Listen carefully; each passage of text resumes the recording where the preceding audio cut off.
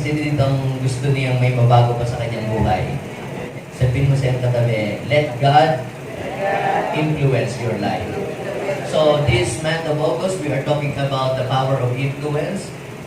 Kapag sinabi po natin, mga kapatid, na influence, it is the capacity to affect someone's character, behavior, even belief, even development.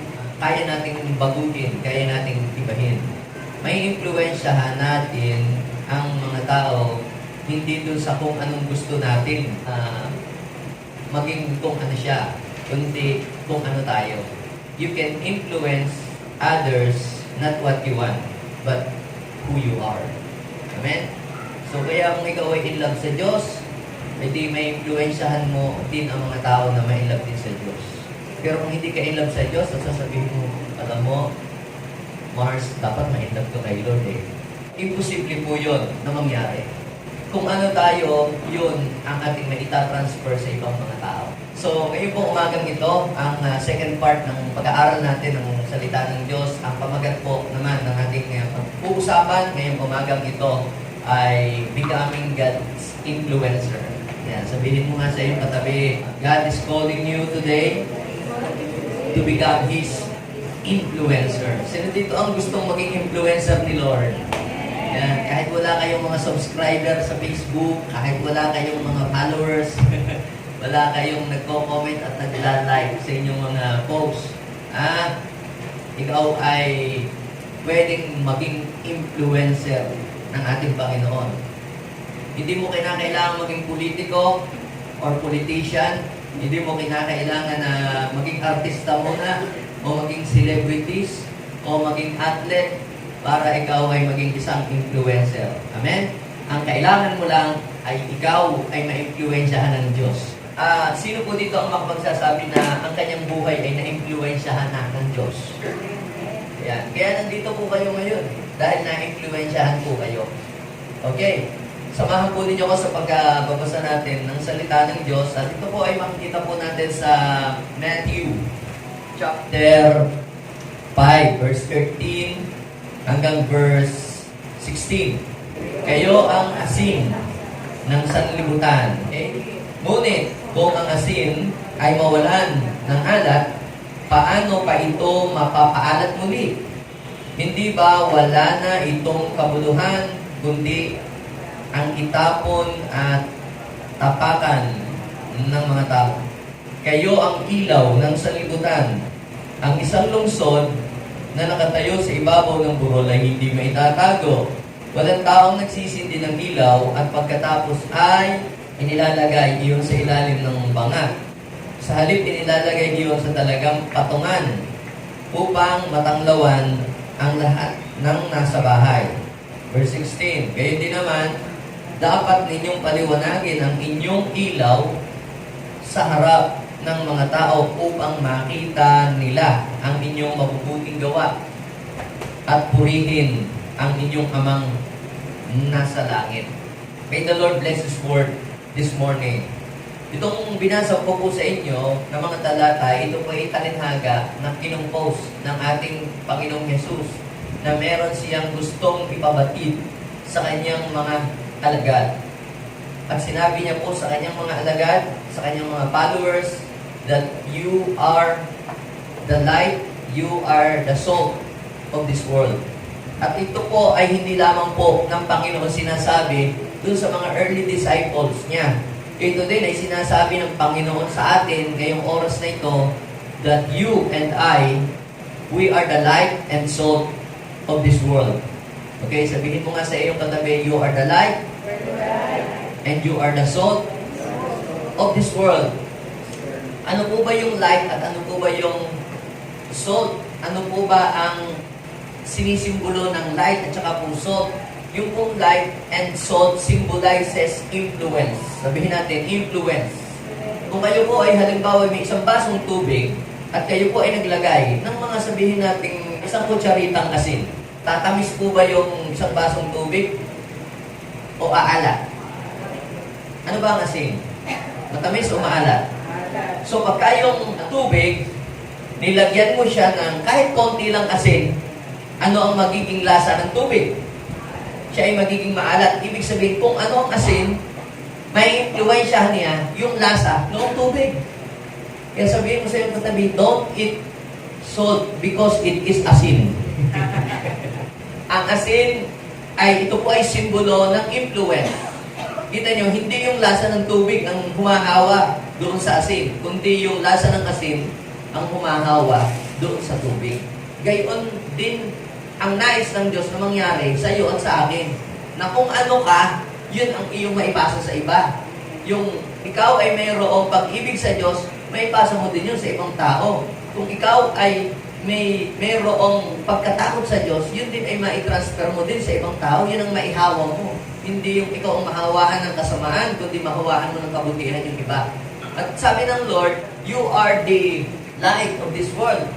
Pagka po kayo ay nasa isang kwarto o kaya nasa kwarto ninyo at madilim, ano po ang gagawin ninyo? Isuswitch on po ninyo ang ilaw. Ano ang mangyayari? Magkakaroon ng liwanag. So kaya yung pong light at saka po yung salt, yan po ay symbolizes of influence. Ang salt, ano po ba ang trabaho ng salt? It purifies, it preserves, and it adds flavors. So, ano naman ang ginagawa ng light? It guides, it protects. Yung ginagawa yan ng mga hunter. Pag kinaabot sila ng gabi sa forest, nagsisiga sila to protect themselves sa mga mababangis na hayop. At gayon din sa inyong sasakyan, di ba? It guides. Kung wala kayong flasher, wala kayong ilaw, hindi nyo alam ang inyong pupuntahan. Ginagamit din ho yan sa mga parola para hindi sumadsad sa mga bahura, yung mga barko. So ang light, ang pangunahing trabaho niya, it guides, it protects, and it eliminates darkness. Kaya pansin mo, kahit gano'ng kadilim sa kwarto, pag binuksan mo ang ilaw, biglang mawawala ang dilim. So God called us to become the light and salt of this world. Ang ibig sabihin niyan, tayo po ay tinatawag ng Diyos para impluensyahan natin ang mundo kung ano tayo.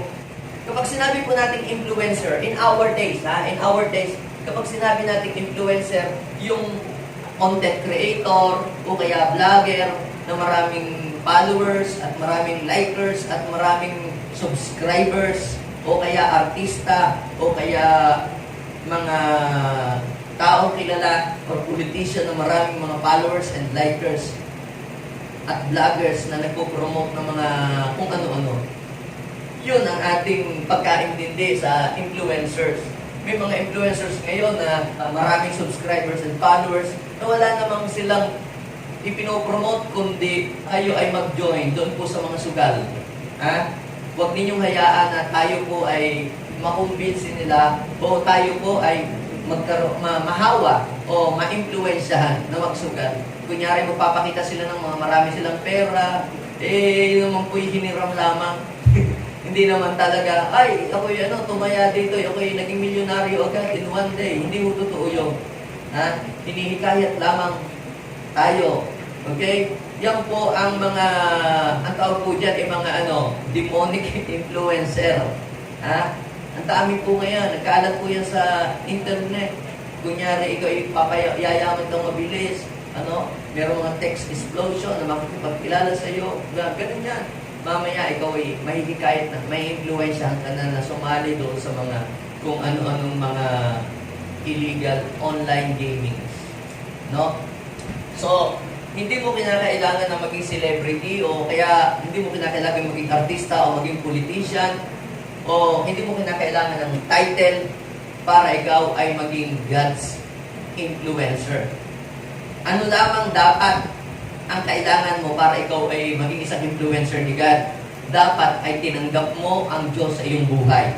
Kasi pag tinanggap mo si Jesus sa iyong buhay, doon magsisimula na ma-influensyahan ka niya ng kanyang power. Ikaw ay nanalig kay Jesus as your Lord and personal Savior at nabago ang iyong buhay. May nabago na po ba sa iyong buhay pagmula na makakilala kayo sa Panginoon? Meron na po ba naman kahit 10%? Kahit 20%? 50% or 60%? Yung kung ano man yung porsyento na ginawa ng Diyos sa iyong buhay, kinakailangang i-influensyahan mo ang mga tao. Eh di nga, kapag ka nga kayo po, may bumili ng mga pampaputi, yung mga pampakinis ng putis, agad po inyo itong ibinibida o sinishare sa iba. At siya naman ngayon naiinganyo, nahihikayat na bumili din ng products na iyong ginagamit. Ang tawag po doon mga kapatid ay influence, na-influensyahan mo siya. Pero tayo rin, mga kapatid, gusto ng Diyos na influensyahan natin ang ating mga kaibigan, ang ating mga mahal sa buhay, ang ating mga kapatid, boyfriend man yan o girlfriend na hindi pa nakakakilala sa Panginoon, influensyahan natin sila na na sila ay maging kagaya din natin. Kung papaanong tayo ay binago ng Diyos, influensyahan din natin sila na sila'y mabago din ng Diyos. So how to stand as God's influencer? Kailangan tayo ay tumindig na mga God's influencer. Bakit? Papayag po ba kayo na yung ating mga anak, lagi na lang ang pinapalo ay yung mga kung sino, yung mga prankster, yung mga kung sino-sino mga artista, dahil po nilang mga pinapalo ngayon na ating mga anak, ang ating mga pati nga siguro tayo, kayo, ang dami nating pinapalo at nahihikayat. Ang danger po niyan, mga kapatid, kapag ka po yung mga influencer ay hindi nakakakilala sa Panginoon, isang araw baka ma-influensyahan na nila tayo na hindi na rin kumilala sa Diyos. Merong mga influencer na hindi naniniwala sa Diyos. Yun ang kanyang ipinapakalat. Hindi totoo ang Diyos. Sinungaling si Yahweh, di ba? Ang Panginoon na hindi totoo. Yun yung mga ipinapakalat niya. At kapag yun ay araw-araw, yun na lang naririnig, yun na lang nababasa, nakikita, isang araw may influensyahan na nila tayo, hindi natin maniniwala sa Diyos. Now is the time to arise. Now is the time to stand up. May gawin tayo dapat. Kaya sabi ng Panginoon, you are the salt of this world. At pag ang salt nawala ng alat, anong mangyayari? Wala ng kabuluhan yung salt na yun. Kaya sabihin mo sa iyong katabi, huwag mong hayaan na mawala ng kabuluhan ang pagiging anak ng Diyos mo. Niya sa iyo. Huwag mong hayaan na mawala ng kabuluhan yung pagiging isang anak ng Diyos sa iyong buhay. Kaya huwag mo sabihin, sabi ng Lord, huwag niyong hayaan na mawala ang inyong alat. Huwag nating hayaan na mawala ang ating liwanag. It means, do not allow to lose your influence. Sa totoo lang, siguro, yun noong araw na nagtatrabaho pa kayo dito, binabawalan kayong mag-attend sa church, lagi kayong hinahadlangan, kasi wala pa kayong maibigay sa inyong magulang, sa inyong mahal sa buhay. Parang lagi kayong kukontrahin, kasi wala ka pang napatunayan. Ay, nung na-bless ka, umunlad ang iyong kabuhayan. Nakakapag-bless ka na ngayon sa mga tao. Lahat ng iyong sasabihin, susundin na nila at paniniwalaan na. Totoo lang, kapag ang isang tao ay mahirap ang buhay, minsan, parang ang liit lang ng kanyang influence. Pero kapag ang isang tao ay naging maunlad ang buhay, o kaya sumagana, ang lakas ng kanyang influensya. Kita niyo po yung mga maraming mga pera. Ang lakas ng kanilang influence. Kaya lamang ang danger, yung influence nila is sa paggawa ng kasamaan. Kaya ang ating desire, ang ating panalangin ay merong mabago sa ating buhay. At pag minabago sa iyong buhay, may nangyayaring maganda, you will become a powerful God's influence. Sino dito ang gusto niya hindi lang basta maging God's influencer, kundi powerful God's influencer. Kaya, pasasaganain ng Diyos ang buhay ninyo, ipopromote kayo po sa trabaho, dati kayo ay buntot, you will become a head and not a tail. Dati ikaw ay nangungutang, ngayon ikaw ay nagiging blesser na. Pag ikaw ay blesser na, pag ikaw ay head ng, kunyari sa school, ikaw ay president, ikaw ay nasa mataas, lahat ng sasabihin mo, susunod sila. Ibig sabihin noon, lahat ng gusto mong ipagawa, gagawin nila. Bakit? Meron kang influence. Sino ang nagbigay ng influence na yon sa iyo? Walang iba, kundi ang Diyos. Kaya use your influence for the glory of God. Sabihin mo sa iyong katabi, use your influence for the glory of God. Kung ikaw ay tatay, ikaw ay may influence sa iyong pamilya. Di ba?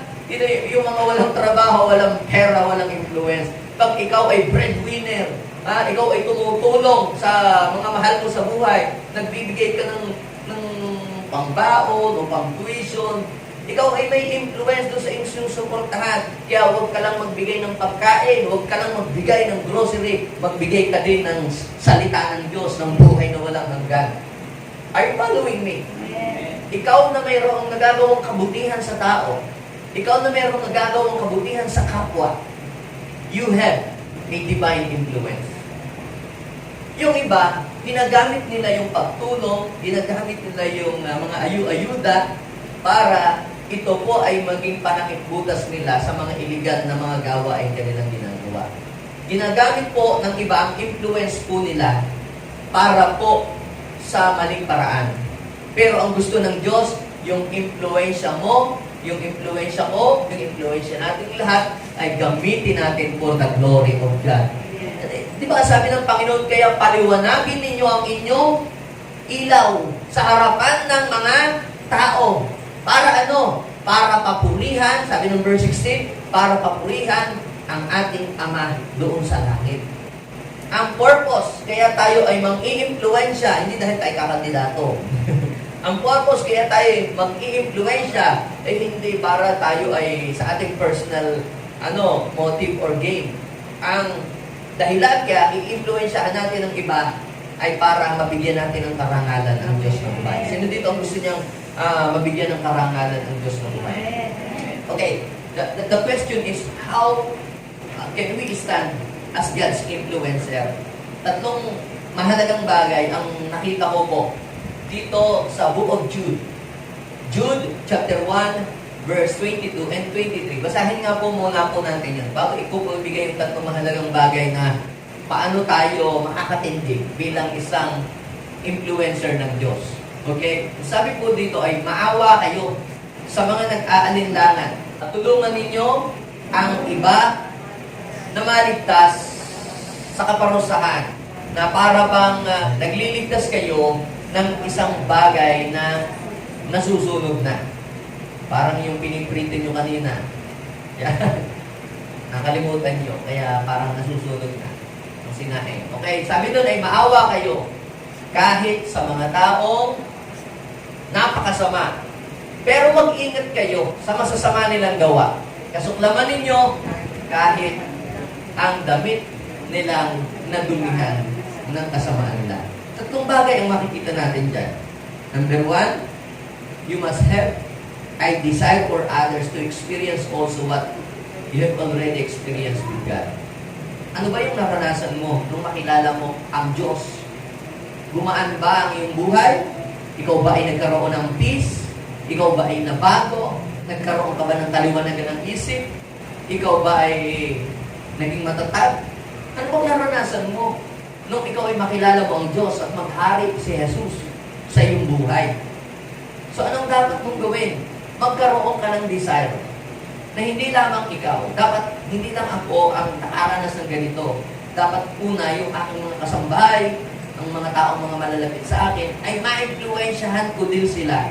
Kung paano na nagkaroon ako ng pagkakilala sa Diyos, ay dapat ay hindi lamang ako. Dapat ang iba ay mabahagihan ko rin ng kung ano yung aking naranasan sa Panginoon. At yun ay mangyayari lamang kapag ikaw ay nagkaroon ng desire. Nagsisimula po yan sa desire. Sabihin natin, desire. Ang desire, mga kapatid, ay ito'y yung magtutulak sa atin para gawin ang isang bagay. Yung hangarin mo na makatulong sa iyong kapwa, hangarin mo na yung tao ay mahango sa kahirapan, hangarin na ang tao ay yung bang maiahon mo sa dilim at madala mo sa liwanag. Yung mga tao po na kontento na sila sa buhay nila, ayaw na nilang matulong sa kapwa, kaya ayaw na nilang mag-influence. Ang tawag po doon ay mga selfish na tao. Pero yung mga tao na mayroong desire sila na maranasan din kung ano yung naranasan nila sa Diyos, ay maranasan din ng iba. Yan pong mga taong yan, mga kapatid, hindi po sila makasarili. Kaya sabihin mo sa iyong katabi, huwag tayong maging makasarili. So, kinakailangan ng desire. Ano ang desire? Desire for others to experience also what you've already experienced with God. Ano man yung naranasan mo kay Lord. Ikaw man nabago ang buhay, ikaw man ay pinagpala. Alam mo, Nung dati, ang buhay ko, walang kaayusan, magulo.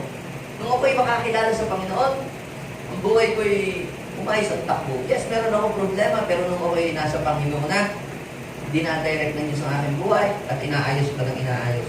Magkaroon ka ng desire na hindi lamang ikaw. I-desire natin, mga kapatid, ma-influensyahan natin ang ating mga mahal sa buhay.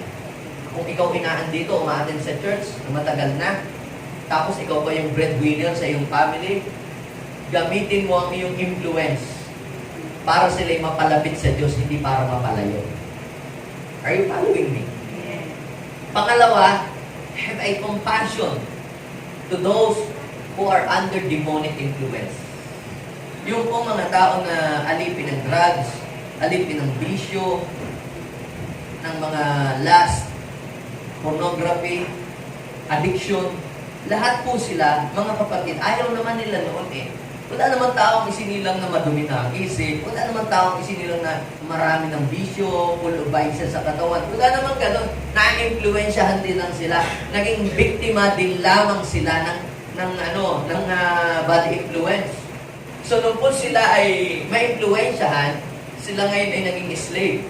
They became under demonic influence. Ibig sabihin, pag under demonic influence, ang isang tao, he or she was controlled or is controlled by the enemy. Kontrolado siya ng kaaway. Kaya parang sunod-sunuran siya, parang alipin na siya. Hindi na-influensyahan, may nag-influensya sa iyo siguro na ikaw ay uminom, nagsimula sa patikim-tikim, tapos biglang lumalim. Di ba?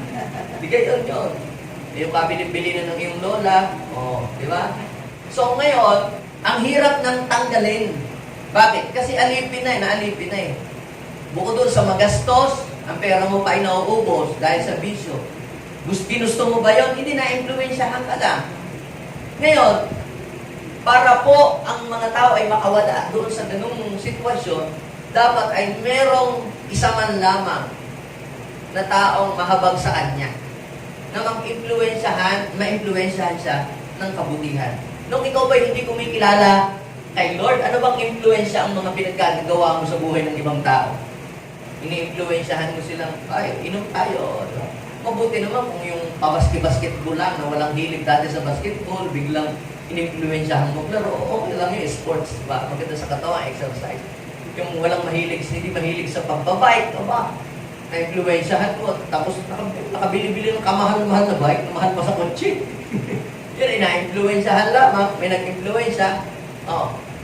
Yung iba naman po, na-influensyahan sila, magpatato, maglagay ng hikaw sa dibdib, sa ilong, bako.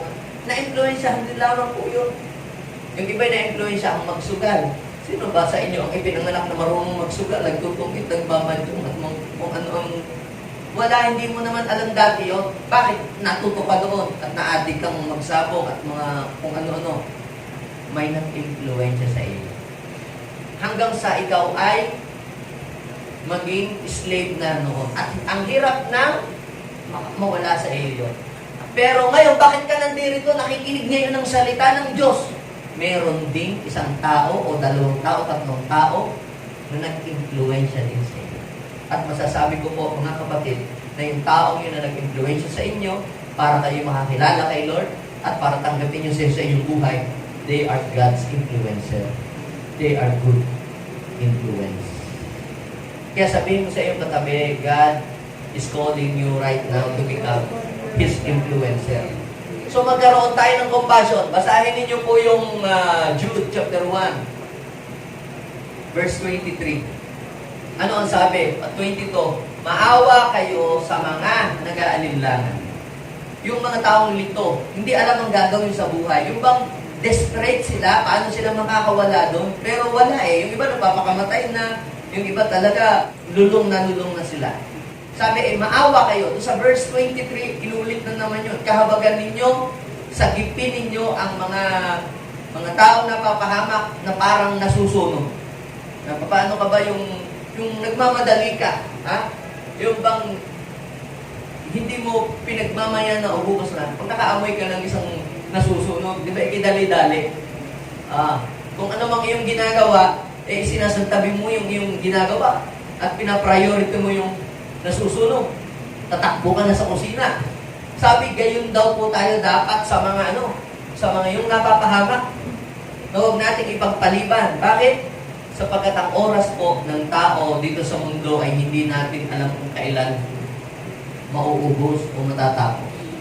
Kaya sabi ng Bible sa verse 23, maawa kayo kahit sa mga taong napakasama. Kaya yung pong mga tao na mga makakasalanan, sila din ay biktima din lang. Na-impluensyahan din lang sila ng kasamaan. At para sila, mga kapatid, ay maligtas, kinakailangan mayroong maawa. Salamat, may naawa sa akin. Salamat, may naawa sa akin. Nag-impluensya para ako magkaroon ng pagkakilala sa Panginoon. Ay kung walang nag-impluensya sa akin, siguro ako'y lubog na sa kasalanan. Dahil ako po ay broken family at ako ay may galit sa aking magulang, ako po ay rebellious child. Pero salamat sa nag-impluensya sa akin, ako yung kinakakil sa Panginoon. At dahil sa kinakakil sa Panginoon at nakita ko ang maganda, habang ako nabubuhay, ay kinumit ko na ang aking sarili na ako ay maging God's influences.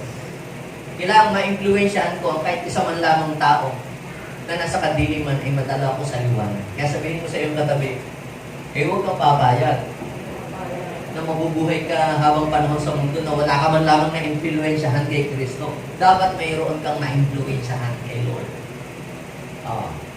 Magkaroon tayo ng goal, Lord, before the end of this year, i-influensyahan ko ang aking mother. Madala ko siya dito. Kung hindi mo pa siya nadadala. I-influensyahan mo ang kaibigan. Pag-umpisa ka doon sa mga taong very close sa iyo. Ako, pastor, yung mga taga-Amerika. Huwag mo na yun. Kailangan ko pang kumuha ng visa, makukuha pa ng mga ticket. Yung katabi mo mismo sa school, lagi mo pausap sa opisina, di ba? Lagi mo pinuutangan ng papel, hinihiraman ng ballpen. Influensyahan mo naman. O baka ikaw yung na-influensyahan. Kaya hindi mo sila madala sa Panginoon. So magkaroon tayo ng compassion. At ang pangatlo po, how to stand as God's influencer, protect yourself from bad influences. Protektahan natin at ingatan natin ang ating sarili na huwag tayong madaig ng masama. Huwag tayong maapektuhan.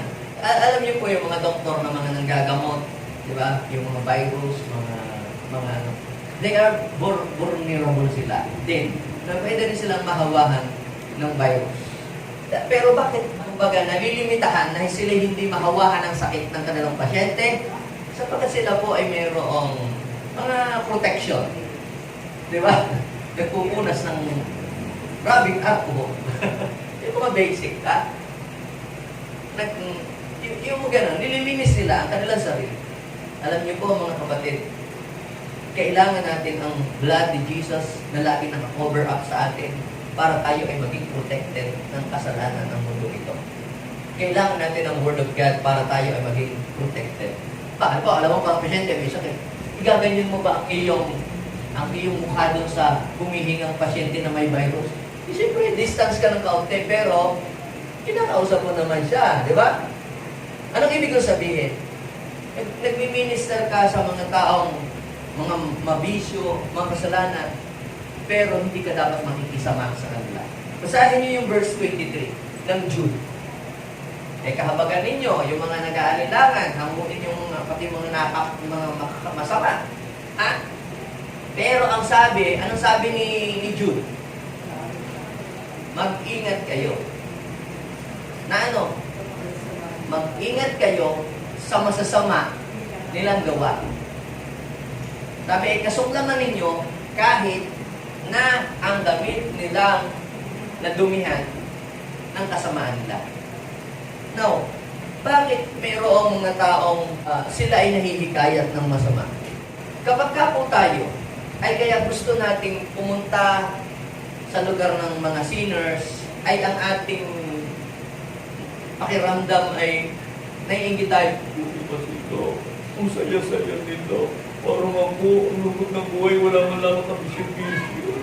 Maka-join nga, para ako sumaya. yun po, mga kapatid, ay pintuan para ikaw ay matangay at ma-impluensyahan. Pero, kung ang hangarin ng iyong puso ay ito, kawawa naman sila. Kapag sila hindi nakarinig ng salita ng Diyos, sa impyerno sila pupunta pag namatay. Kaya ako'y pupunta sa kanila dahil ako'y naaawa sa kanila. Gusto ko silang dadahin sa Panginoon.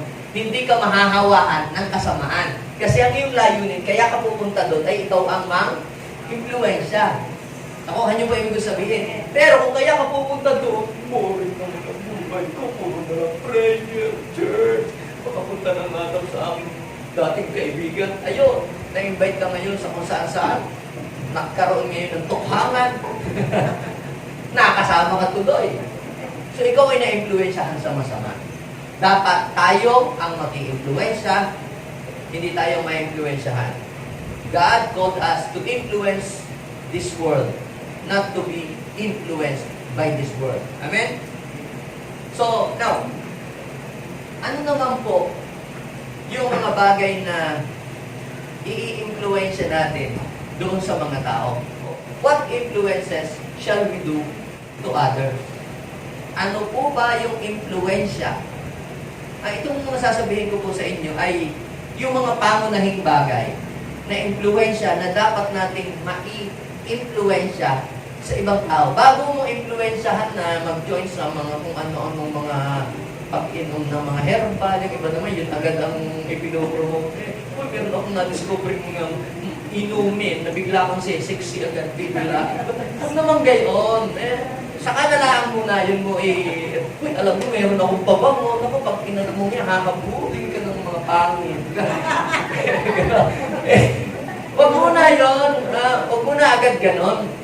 Ano po yung unang-una? Ikaw, bilang influencer ni God, ano ba yung top priority mo na dapat i-influence mo sa mga tao bago maging huli ang lahat?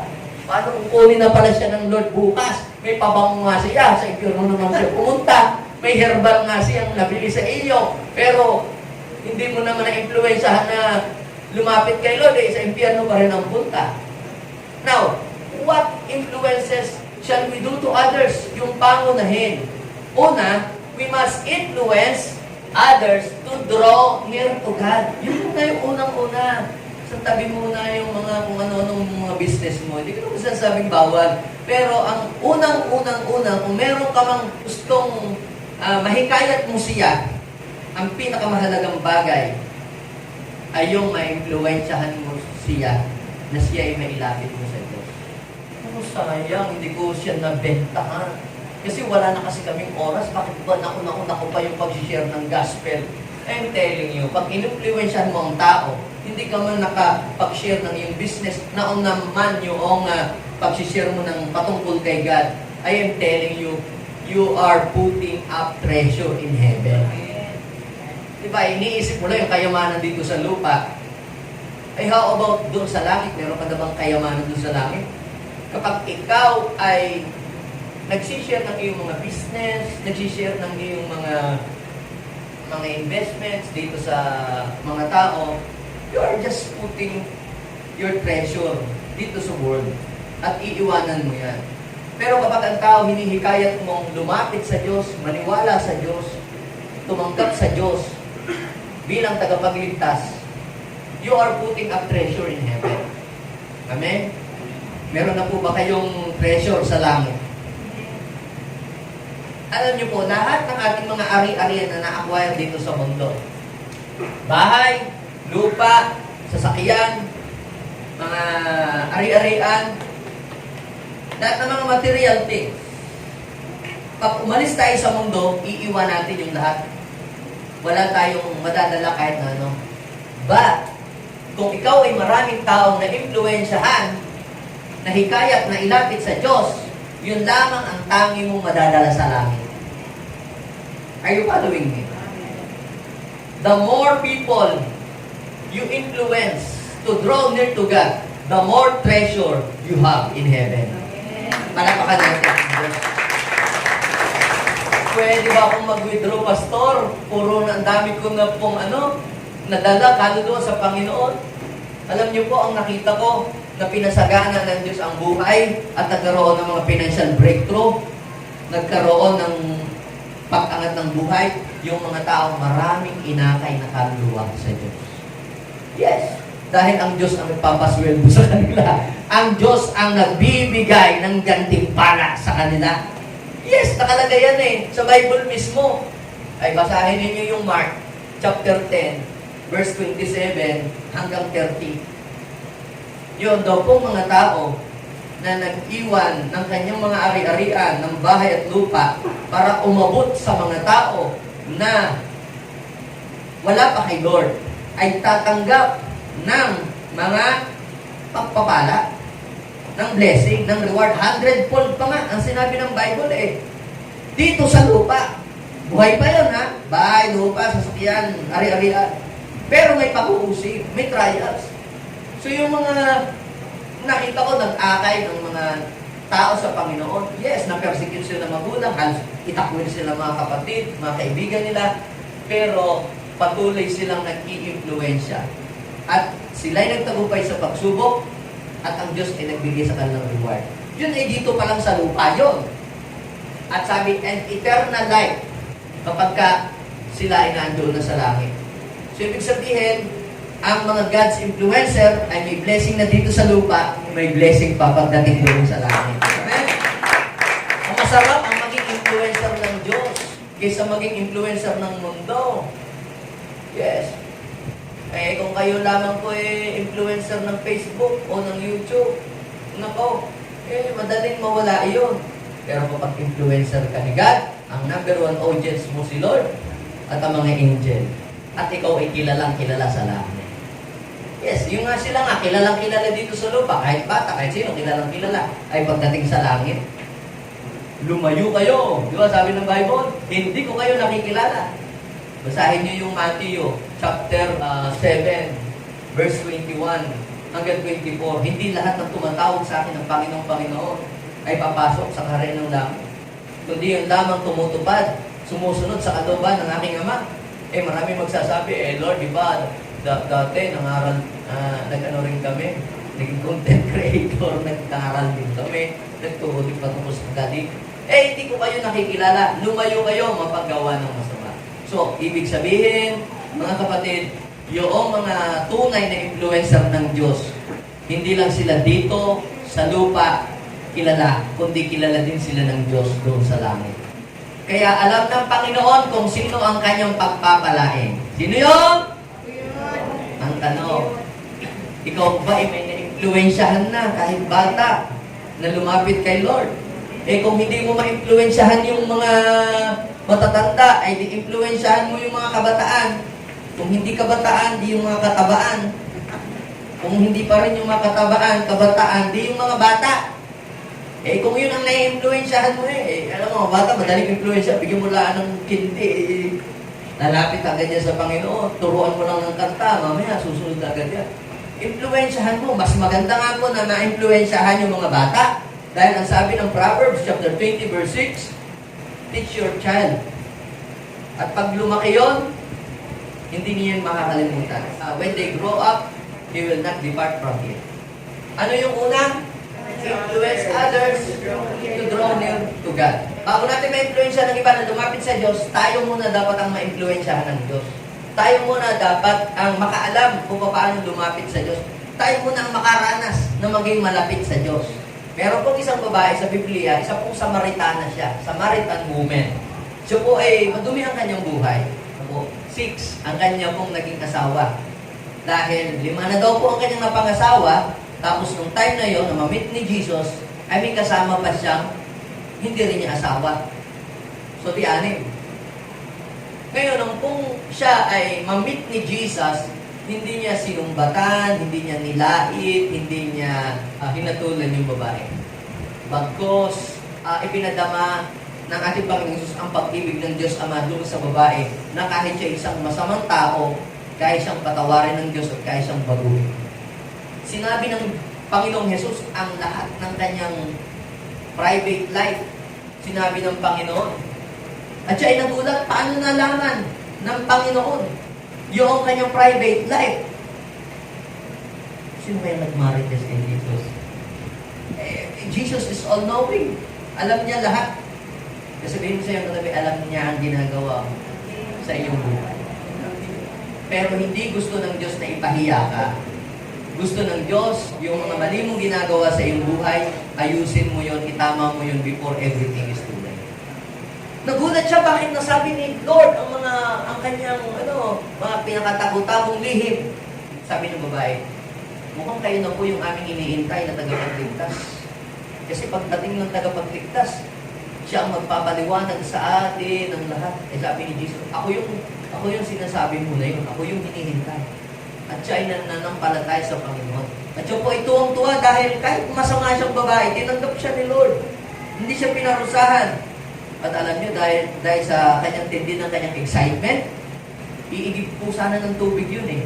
Kung palibo ni Bogart. Iniwanan niya yung banga. Bahala ka ng mamaho dyan, Bogart. At siya'y pumunta doon sa kanyang mga kasama, mga kababayan, mga kabarangay. Sabi po doon, iniwan niya ang kanyang banga. Iigib kasi sana siya ng tubig eh.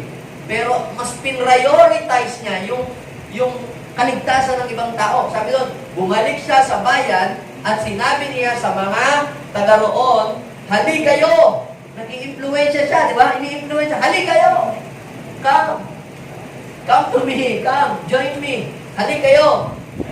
Tingnan ninyo ang taong nagsasabi or nagsabi sa akin ng lahat ng ginawa ko. Siya na kaya ang Kristo?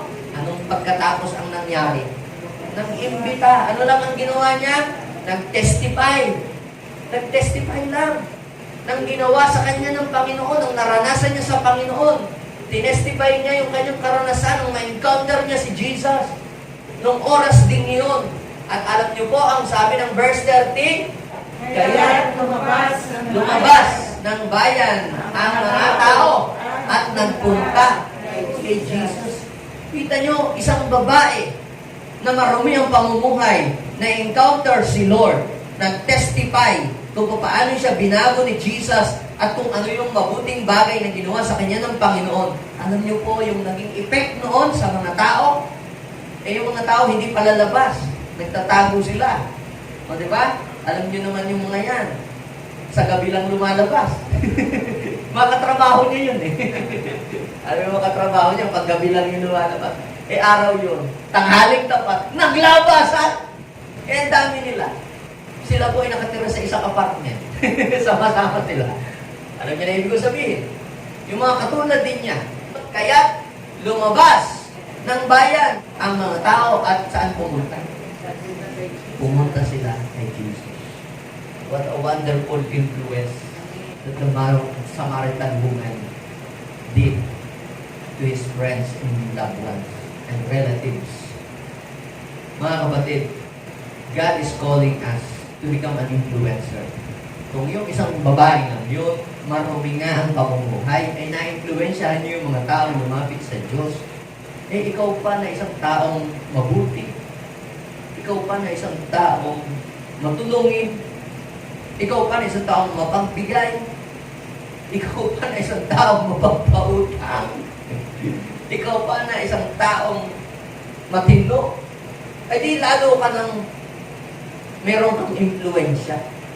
Kaya sabihin mo sa iyong katabi, have a desire to influence for others. Influensyahan mo ang ibang tao at pag i-influensyahan mo ang ibang tao, yung mga tao na influensyahan mo, kung ano ka, magiging ganun din sila. O, sino dito gusto niyo maging influencer ni Lord? Amen! Yan, inuulit ko, hindi nyo kinakailangan maging pastor, hindi nyo kinakailangan maging evangelist, o maging prophet. Kahit ikaw ay ordinaryong naniniwala kay Lord, magkaroon ka lang ng desire. Anong desire? Desire na mailapit ang mga tao sa Panginoon. So ano yung number 1 na influensya na dapat nating gawin sa ibang tao? Influence others to draw near to God. Katulad ng ginawa ng babaeng yun. Pangalawa, influence others to believe God. Alam niyo po ba na ang mga tao ay marami silang pinaniniwalaan. Ang iba ay naniniwala kay Buddha, naniniwala kay Confucius, ang iba naniniwala sa mga santo na namatay ng tao. Kung gano'n, ang dami pinaniniwala ng tao, yung iba namang iba ay hindi naniniwala talaga sa Diyos. Daming mga kung ano ang pinagpaniwalaan. Pero kung para ang Diyos mag-work sa buhay ng isang tao, kinakailangan meron lang siyang isang pinaniniwalaan. Katulad nito, sa sobrang dami mong iniinom na pampapayat na gamot na kung ano mong iniinom, lalong parang hindi mo makita ang result. Pag marami kang sabay-sabay na iniinom na gamot sa sakit ng ulo, hindi mo alam kung alin ba talaga ang nagpagaling sa ito, di ba? Kaya ang ginagawa ng mga doktor, ewan kung tama ako, try mo ito mga 7 days or 3 days. Pag hindi umipekto, sige, palitan natin ng ibang ano. Hindi mo yung pinagsasabay, lahat, itong 5 ito, para ito, lahat ito, pampagaling sa sakit ng ulo eh. Lalong hindi gagaling, lalo sa sakit ng ulo. Pati bulsa, sa sakit. Kasi pinagsabay-sabay mo eh. Kinakailangan na maimpluwensyahan natin ang mga tao na maniwala, manalig manampalataya sa isang Diyos lamang. John chapter 4, verse 29. Mabas ng bayan, yung mga tao, no? Tapos pumunta kay Jesus. Anong sabi po ng mga tao? Maraming Samaritano at mga makakasalanan ang sumampalataya kay Jesus. Dahil saan? Sa sinabi ng babae na alam ni Jesus ang lahat ng ginawa niya. Paano nalaman yun? Secret nga eh. Pero paano niya nalaman? Kaya sila po ay sumampalataya. Dahil po doon sa patotoo ng babae. Ibig sabihin na impluwensyahan sila ng babae na hindi lamang lumapit sa Diyos, kundi talagang maniwala kay Jesus na si Jesus nga talaga ang tagapagligtas. Now, the point is this. Kung yung tao yung wala nang alam na verse, hindi mo kinakailangan dapat marami ako sa ulong verse. Ito nga, wala nang verse na alam eh. Sinabi lang niya kung ano yung ginawa ni Jesus sa kanya. Ay, kita niyo kung ano nangyari. Ang dami niyang nahikayat. Ang dami niyang napapaniwala na si Jesus nga ang tagapagligtas. That woman is God's influencer. Are you? Are you a God's influencer? Idinideklar ako, mula ngayong araw na ito, marami tayong mai-influensyahan ng mga tao na lumapit kay Lord. Kahit ito, tatahimik dyan. Kahit tahimik ka sa school, ako tahimik talaga ako eh. Na yun kami, yung kami ni Pastor Aro, tahimik talaga, nakakaakay din eh. Lalo na ba ikaw maingay? Makwento ka, di lalo ka nang makakaakay. Kaya gamitin mo yung influensya mo dati noon, nung hindi ka pa nakakakilala sa Panginoon. Gamitin mo ngayon yung influensya mo para maraming tao ay mapalapit sa Diyos at para maraming tao ay manampalataya sa Diyos. Influence them to believe God. To believe in God's power, to believe in God's Word, to believe in God's plan. Kailangan ma-influensyahan natin ang tao na sila ay maniwala na mayroong tunay na Diyos. Maniwala na mayroon lamang isa na Diyos. Ma-influensyahan natin sila na manalangin sa Diyos, tumawag sa Diyos. Siyempre, umpisahan natin sa ating mga anak, sa ating mga mahal sa buhay. Nakakalungkot naman yung ang dami nating na-influensyahan sa labas. Yung ating mga kasambay, di man lamang natin na-influensyahan na lumapit sila sa Panginoon. Ang real success ng isang influencer ay unang-una ang na-influensyahan niya ang kanyang buong sambahayan na mailapit niya sa Panginoon. Failed ka ng God's influencer. Libo-libo man ang ma-influensyahan mong tao sa buong mundo. Pero ang iyong anak na nag-iisa ay hindi mo man lang na-influensyahan. Di ba? Kaya saan ka mag-i-start na mag-influensya? Sa iyong tahanan. Amen? Kaya kung nga, pastor, yay sila. Kung ayaw nilang mag-church, basta pupunta sa gawain, bahala sila. Kapatid, huwag mong hayaan na mawala ang iyong alat. Use your influence to save other people, to draw near to God, and to believe God. Pangatlo, influence others to serve and obey God. Alam niyo po, yung paglilingkod at pagsunod, hindi natin pwedeng paghiwalayin yun eh. Kaya sabihin natin, let's influence others to serve and obey God. Mga parents, let's influence our children the next generation to serve God. Bakit po? Kasi kung hindi sila maglilingkod sa Panginoon, anong gagawin nila? Di ba? Kaya papunta yan sa dilim. At least kung nagseserve yan sa Diyos, nakahok ang tao kay Lord pag siya ay naglilingkod sa Diyos. At ang hirap siyang mapalayo, at least may hope siya. Nakuha niyo po ang ibig sabihin? Eh kung walang ginagawa, nakaupo lang, madali ang matangay ng mundo kasi walang ginagawa. Kita ninyo, yung mga walang ginagawa, mas madaling ma-impluwensyahan ang mga walang ginagawa kaysa mayroong ginagawa. Eh pag yan naglilingkod kay Lord, busy kay God, hindi makuha ng mundo ang kanyang oras kasi nakapokus siya sa Diyos. Pero kapag wala kang ginagawa sa Diyos, walang magawa, makapunta nga dito, makapunta nga doon kasi wala kang magawa. Kaya ang nangyari, kung sino-sino na nag-influensya sa iyo.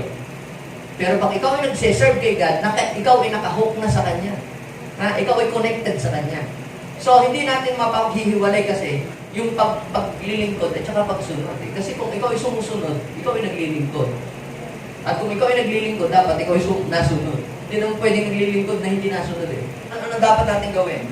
Anong impluensya ang dapat gawin natin sa mga tao, sa ating mga mahal sa buhay, sa ating mga anak?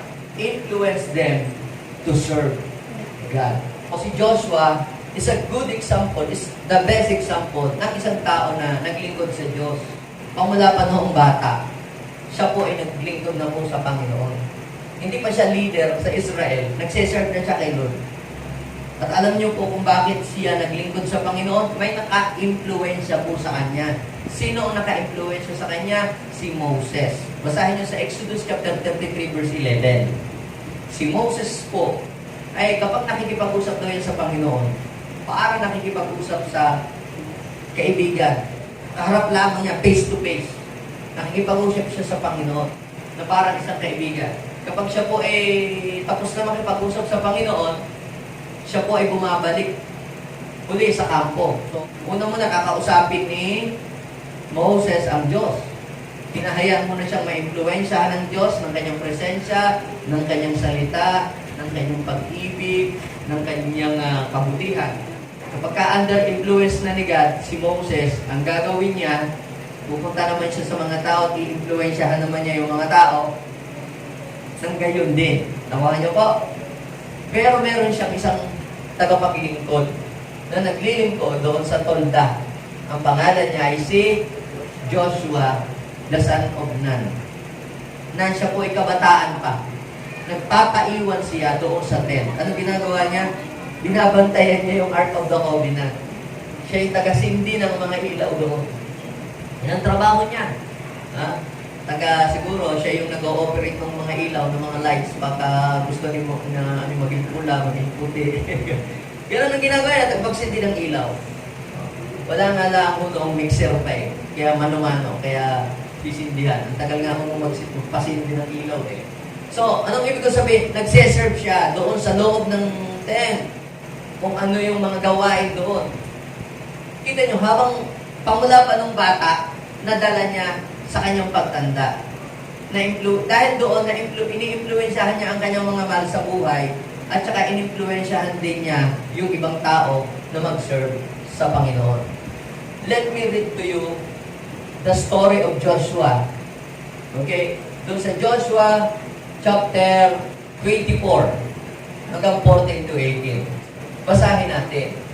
Ang sabi niya, kaya ngayon, igalang ninyo ang Panginoon at ano daw?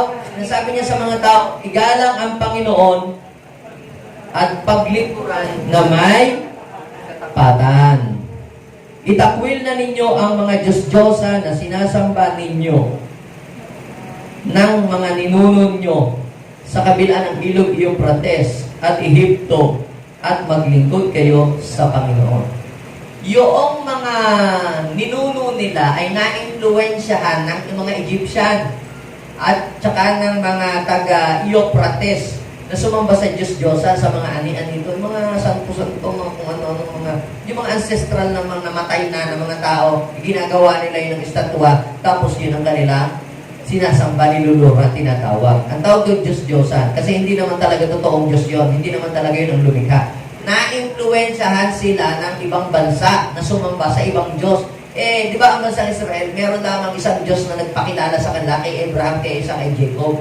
Ay ang nangyari, nung ma-impluensyahan sila ng mga taga-ibang bansa, tumalikod na siya kay Yahweh. Ngayon, ini-impluensyahan naman ni Joshua yung mga tao na maglingkod kay Lord. Bakit?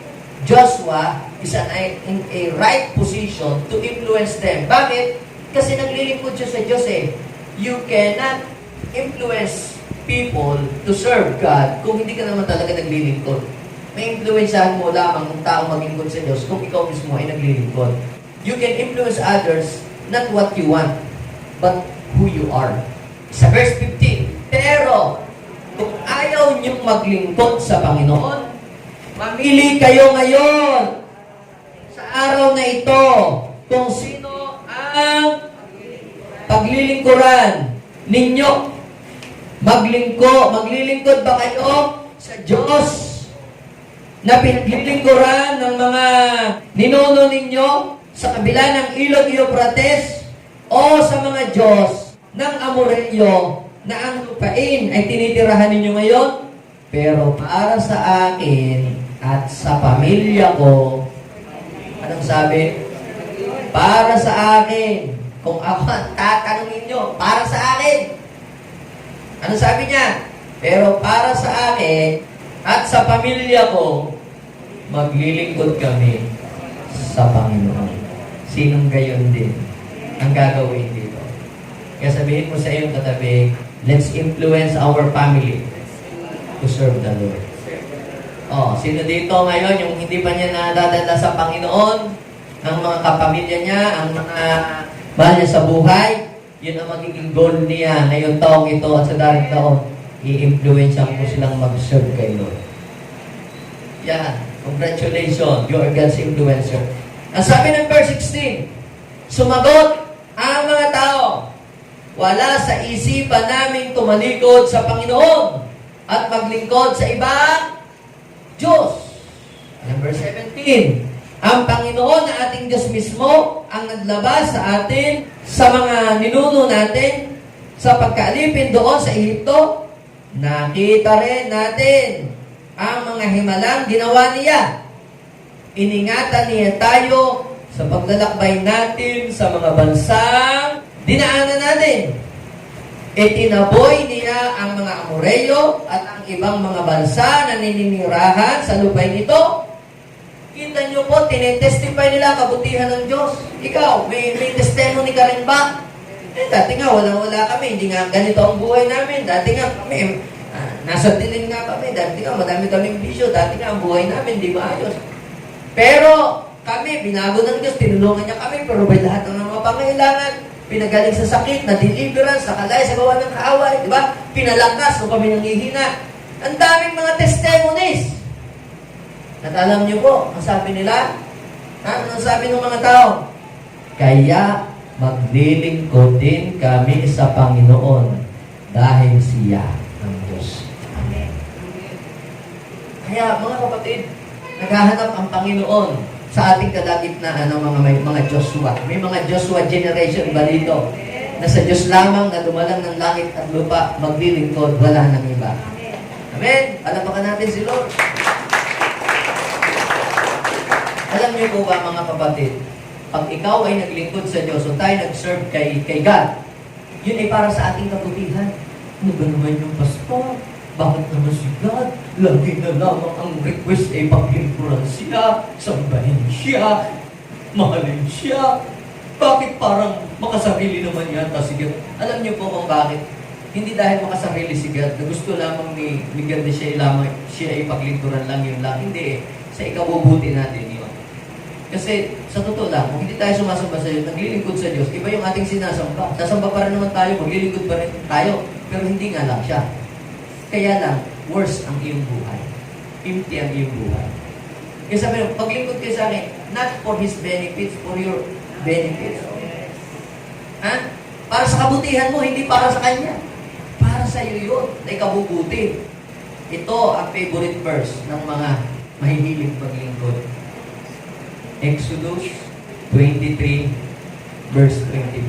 Ano sabi? You must serve only the Lord. Ulit. You must serve only the Lord your God. If you do, I will bless you with food and water, and I will protect you from illness. Palapakan natin ang Panginoon. Yan, palapakan natin malakas yung best love offering to the Lord. Hindi kami papayag, O Lord, na mawawala ang alat at mawawala ang aming liwanag. Kami, Panginoon, na nilikha mo, O Diyos, ay hindi lamang maging palamuti, Panginoon, kundi, Lord, mayroon kaming assignment habang kami nabubuhay dito sa mundo. Lord God, increase the level of our influence, O God. Kami ay mag-i-influensya. As many as we can, O Lord. As more as we can, O Lord. As wide as we can, O Lord. As far as we can. Mag-i-influensya kami. Saan man kami makarating, saan man kami pumunta, O Lord Jesus, kami ay parang asin na nagkakaroon ng laksa kapag ito ay nailagay sa mga pagkain, o kami katulad ng ilaw na kapag kasinindihan sa dilim, nawawala ang dilim at nakikita ang liwanag at nakikita ang mga magagandang bagay. Lord, we are here, O God, kung paano kami na-impluensyahan, Panginoon, na kami mapalapit sa inyo, na-impluensyahan ang kami, Panginoon, ay kumilala sa inyo. Lord God, hindi kami papayag na mapuputol sa amin yung chain of influence. We will not allow to cut the chain of influence to us. God, we will influence others to love you, to obey you, to follow you, to honor you, O God. Kayo lamang po ang Diyos na dakila. Kayo lamang ang Diyos na makapangyarihan. Maraming salamat, O God. Pwede bang ilagay natin ang ating kamay sa ating puso? Manalangin tayo, Panginoong Jesus. Sabihin natin, Panginoong Jesus, maraming salamat dahil meron ka pong ginamit para ako ay maimpluwensyahan na ako ay mapalapit sa inyo. Inaamin ko po, Panginoon, dati ako po ay naimpluwensyahan ng hindi maganda. Ako po ay naimpluwensyahan ng kasalanan. Pero sa oras na ito, ang hangarin ko, Panginoon, maimpluwensyahan mo ako ng iyong kabutihan, ng iyong kabanalan, ng iyong katuwiran, ng iyong mga banal na salita. Patawarin mo ako, Panginoon, sa aming mga pagkukulang. Linisin mo po ang aking buhay at gawin mo po akong katugod-dugod sa inyo. Maghari ka sa puso ko. Puspusin mo ako ngayon ng iyong banal na Espiritu. Panginoong Jesus, increase the level of my influence. Use me, O Lord, as your influencer. Ikakalat ko kung gaano ka kabuti, kung gaano ka kamapagmahal sa ibang tao. This is my prayer in Jesus' name.